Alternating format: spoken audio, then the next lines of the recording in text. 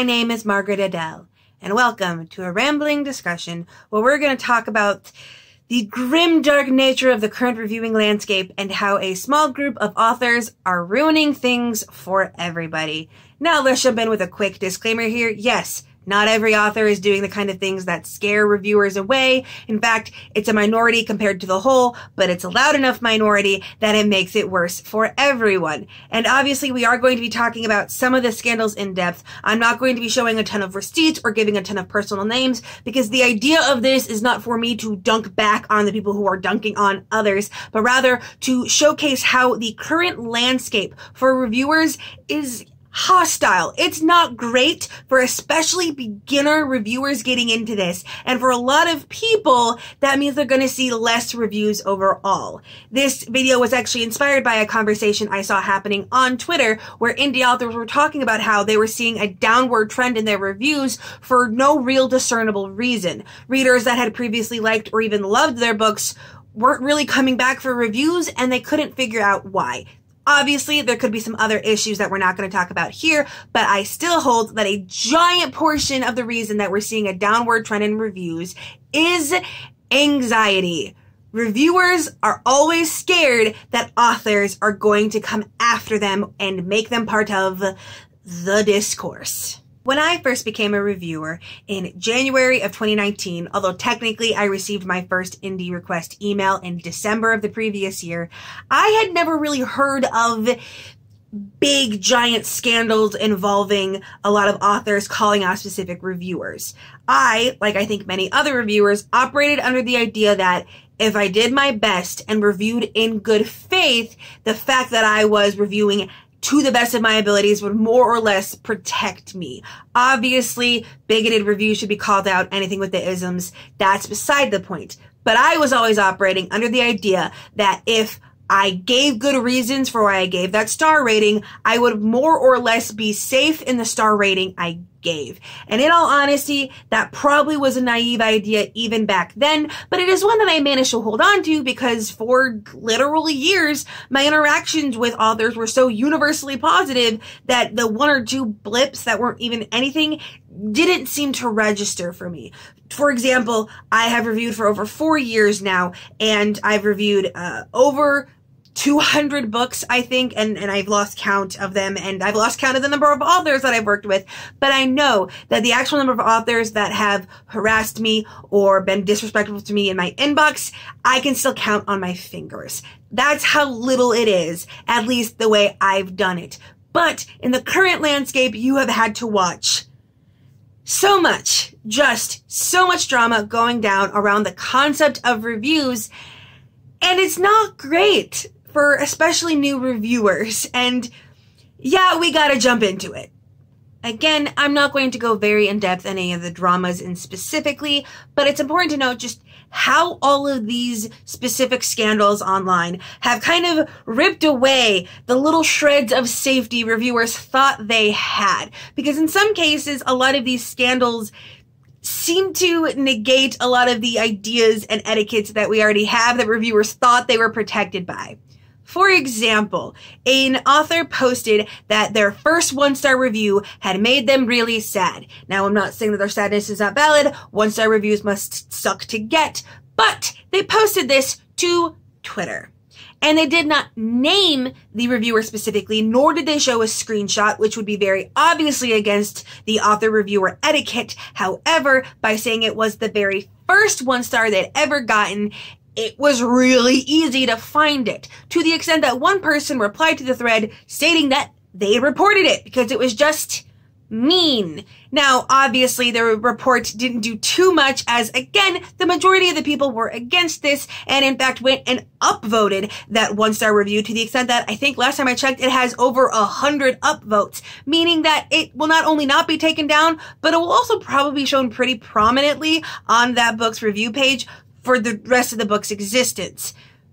But this still shows that even the idea of an author not sharing screenshots, not saying a name, can still single out a reviewer for attack. And just so we're clear, no, never do this. I get that you're sad. That's valid. Save it for the group chat. or save it for a venting session with a friend.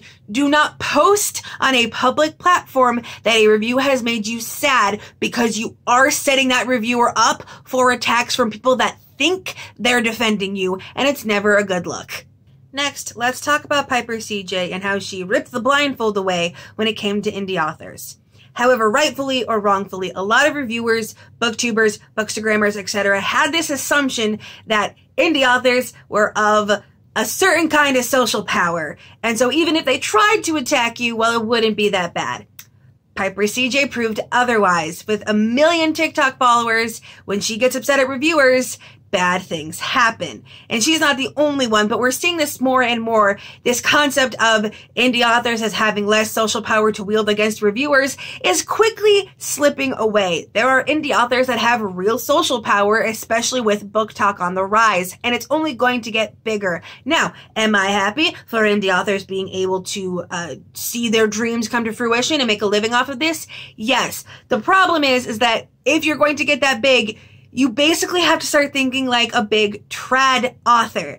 Most trad authors know not to go after the reviewers. At least the really big ones do. I don't think I've ever heard of Stephen King being overly worried about reviewers. And in fact, a lot of reviewers are actually talking about how they feel safer reviewing trad books because there's less of a chance that that author is going to come after them. Now, is it a 0% chance?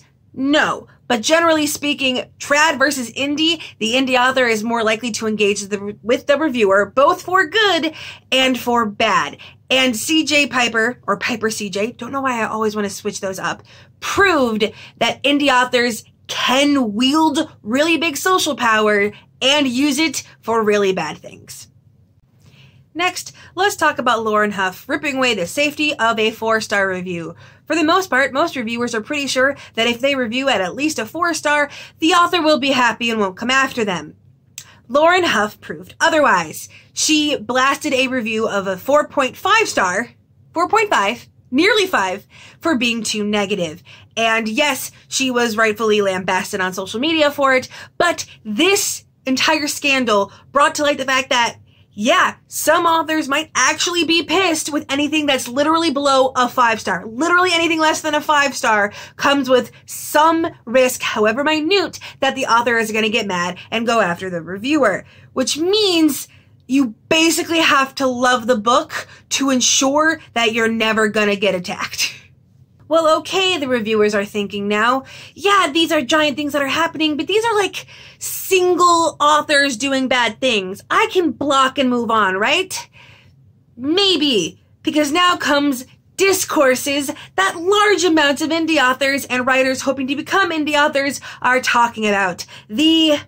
Well, I just don't see why any review has to be negative discourse.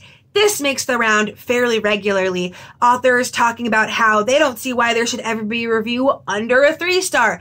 And we're not going to get into today exactly why those lower negative reviews are valid and important, but rest assured they are. The bigger thing here is the fact that these discourses, when they pop up on social media sites, have a ton of people talking with this rhetoric and agreeing with this rhetoric. This idea that, well, reviews just shouldn't be under 3 stars. If you don't have anything nice to say, don't say anything at all. Don't review under 3. So now you can't even be guaranteed that if you just keep up with the scandals and drama and maintain a blacklist, then you'll be fine.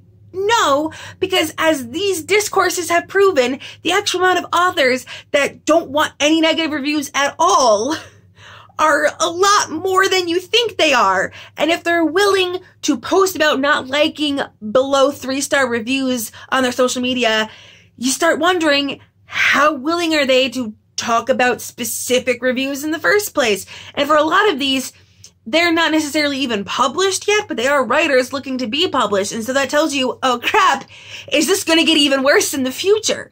Is there going to be a whole slew of published indie authors moving forward that are going to have this anything under 3 stars invalid mentality, and are they going to act on it? Okay, the reviewer might be thinking to themselves at this point, yeah, it's a lot of drama and scandal, but it's all just online, right? Let's talk about Kathleen Hale. Kathleen Hale is an author of YA books, and she found a Goodreads review she did not like, decided it was too negative, decided that the reviewer just apparently didn't understand her work, found the reviewer's home address, went to that home address to leave a copy of another book. That's fucking terrifying, and it removes yet another layer of safety. Is it really rare that a reviewer is going to be faced with this? Yes. But this is like the number one internet fear come to specifically the review space. Yes, there is a tiny chance that an author unhappy with you will find out where you actually live. So to recap, reviewers have discovered that one, giving a good faith review to the best of their abilities does not matter because authors will talk about how it makes them sad, which low reviews are always going to make authors sad, and they can be attacked on that front. They've discovered that a 4-star review is not going to be enough for some authors and can still end you with harassment. They're going to discover that indie authors, while having less social power than maybe some big trad authors, still have enough to give you hell. And they're also going to discover that there's a lot more of these authors than you think with this kind of no negative reviews ever mentality, and also that an author could fucking find where you live and go there. Do we understand why reviewers are anxious? It's also very important to note that for the vast majority of reviewers, they are not paid and will never be paid for doing this. The only real material goods they get are the book and maybe some swag if the author decides to be generous. So if you're a reviewer who's not getting paid, this is your hobby, and you're faced with all of this possible drama that you cannot save yourself from by all the previous ways we thought we could save ourselves from, well then there comes the big question, maybe I just shouldn't review at all. If you're gonna be at risk of becoming the center of discourse, if you're going to be at risk of either not having your review be long enough or having it be so long it's, again, mean, well, if you can't win and you truly want it to be a low-stress, low-key hobby, you just start reading without reviewing at all.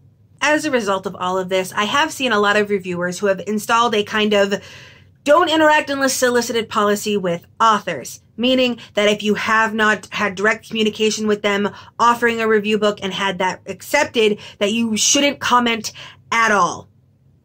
I disagree with the efficacy of this idea. I understand where it's coming from. You don't want to let any authors in unless you have previously agreed to the interactions. However, the only authors that are actually going to maintain this weren't going to give you problems in the first place, at least most of the time. If an author is respectful enough to stay away, even when you were saying something nice about their book and they had something to say nice back, they were never really going to be a problem. But the authors that already don't care about etiquette, that will single out reviewers, that will subtweet and harass, they're 100% gonna break that policy because they already don't care. They already cross boundaries. So in this light, you're not stopping any of the ones that you'd want to stop, but now you're also missing out on all of the positive interactions you could be having instead. And also, let's be honest, a lot of those positive interactions could lead to you having more authors and more people on your side should the inevitable harassment singling out happen. Like, I know that I don't have a lot of social power in, like, pure, like, sub count, pure follower count, but I know I have a lot of indie authors that would go to bat for me who probably have more than me. So I have at least that little bit of insulation that I know I have a reputation and I have a network. I have a structure around myself within indie reviewing that I don't have as much to fear from other authors that might come after me. And I feel like if you're shortchanging yourself on that, you're actually opening up yourself to a lot more risk than if you just sucked it up, dealt with the quick, oh no, never mind, it's fine, sensation that you get from seeing a comment from an author you weren't expecting. In my opinion, obviously, you can set up whatever policy in your space you want. I don't think it's actually going to be helpful or effective in staving off what people wanted to stave off. So here comes the big question. How do we change this? How do we make a situation where reviewers don't feel anxiety over posting reviews and can actually do so with the freedom and good faith that the indie authors want of them, or really all authors. And the simple answer is, we're not going to anytime soon. Now, yes, whenever one of these dramas occurs, the majority of the discourse, for the most part, will be focused in defense of that review and the concept of reviewing entirely. Are there certain times where everyone's like, yeah, that reviewer did not do due diligence, there were isms, they didn't understand the book they were reading? Yes, that's separate. In cases where an author is harassing a reviewer that had a good faith review, the vast majority of the zeitgeist will be in favor of the reviewer, and we just gotta keep on that. Gotta keep with those do not read lists, those block lists / blacklists. Keep blocking preemptively. Personally, the minute I see an author talking about how I just don't see why any review needs to be negative, blacklist, will not review. You gotta keep strict to that. And once these people doing this stuff see actual downturns in their book sales, in their reviews, in their readership, that is when we are going to see it happening less and less. And it is going to take minimum months, probably years, to get to where we were before. So the next time you see someone complaining about how a review made them feel, even though the review made good points, or trying to sarcastically talk about a single review just to get some clout, call them out, add them to the do not read. There are so many fantastic authors, especially indie authors, that could use more love. We don't need to focus on the people that are going to cause even higher amounts of risk to reviewers. Indie reviews are hard enough to get as it is. What do you think? Are you an author that's seen a downturn in reviews and has been wondering why? Are you a reviewer that feels low-key anxiety anytime you actually go to post a review? Let me know down in the comments below. And with nothing else to say, I hope you have a wonderful day and a marvelous tomorrow.